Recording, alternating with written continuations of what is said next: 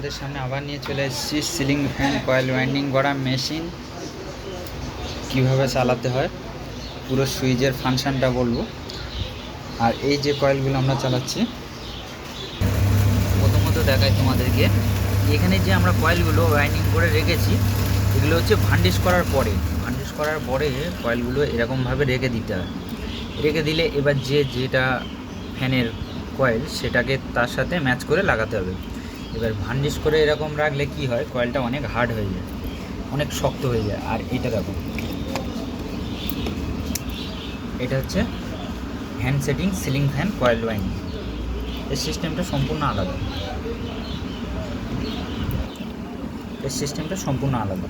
এবার এই যে কয়েলগুলো এগুলো আমরা কীভাবে কয়েল ওয়াইন্ডিং করছি চলো আজকে দেখে নেবো এই ভিডিওর মাধ্যমে। তোমাদেরকে দেখায় এটা হচ্ছে গিয়ে পুরো এটাকে জিরো করার জন্য, রিমুভ করার জন্য। এই যে 400 টান আসছে এখানে দিয়েছি 355, এটাকে আমরা পুরো জিরো করে নিলাম। আর এইটা যে আছে এটা দেখো, এটা টান বাড়ছে, এখানে দেখো ভালো করে দেখো বাড়ছে, আর এটাতে কমছে। এটা প্লাস এটা মাইনাস, তাহলে এই প্লাস মাইনাসটা এই দুটো। আর এটাতে এই যে ফার্স্ট সেকেন্ড, এটা এখন সেকেন্ড কয়েলে করা আছে, এটা ফার্স্ট কয়েলে চলে এসছে। ফার্স্ট কয়েলে যখন হবে এই দিকে ঘুরবে, আর সেকেন্ড কয়েল যখন হবে ওদিকে ঘুরবে। তাহলে আমাদের সেকেন্ড কয়েল ছিল, তাহলে এই সেকেন্ড কয়েল এদিকে চলে এসছে। আবার ফার্স্ট কয়েল যখন হবে তখন এদিকে। এটা কিন্তু অটোমেটিক, এখন যে করতে হবে এমন কোনো কথা না। ধরো তারটা কেটে গেছে, এই যে তারটা এটা কেটে গেছে, চলো আমরা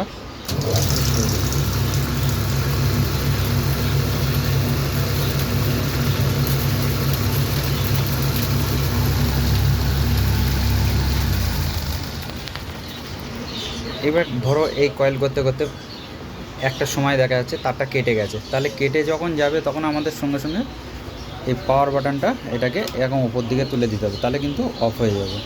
আবার নিচের দিকে চালু করে দিলে অন হয়ে যাবে। তাহলে এবার যখন ফার্স্ট হবে তখন এই বাটনটা, এখানে দেখো সবুজ আলোটা জ্বলছে, তাহলে হচ্ছে এই বাটনটা, তাহলে এটা ফার্স্ট কয়েল হচ্ছে।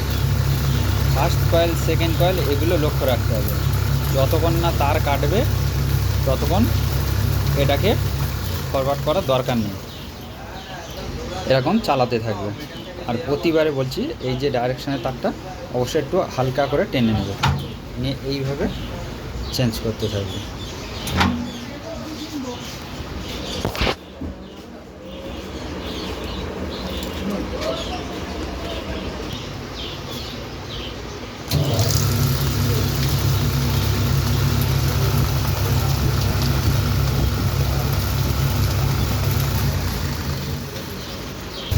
এবার দেখো আমাদের কাছে এই যে পাত্তিগুলো রয়েছে এগুলো সব 14 mm, 15 mm, এগুলো সব 14 mm, 15 mm ব্রিটিশ, মানে বিভিন্ন রকম মডেলের পাত্তি রয়েছে এখানে। তা আমরা যে পাত্তিগুলো চালাচ্ছি এটা হচ্ছে 12 mm পাত্তিগুলো। এই যে 12 mm ডেটাটা কি দিচ্ছি, এটা হচ্ছে 35 নম্বর রানিং স্টাডি, এখানে দিচ্ছি 400 আর 380। এবার এখানে দেখায়, এখানে হচ্ছে এগুলো রানিং কয়েল কমপ্লিট হয়ে গেছে, আর এগুলো হচ্ছে স্টার্টিং কয়েল। তো স্টার্টিং কয়েলে আমরা দিয়েছি 35 নম্বরে 380, আর রানিং কয়েলে দিয়েছি 35 নম্বরে 400। আর এটা কিন্তু সম্পূর্ণ 12 mm পাত্তি আছে, এগুলো কিন্তু 12 mm পাত্তি আছে। তোমাদের যদি দেখায় এখানে দেখায় পুরো 12 mm পাত্তি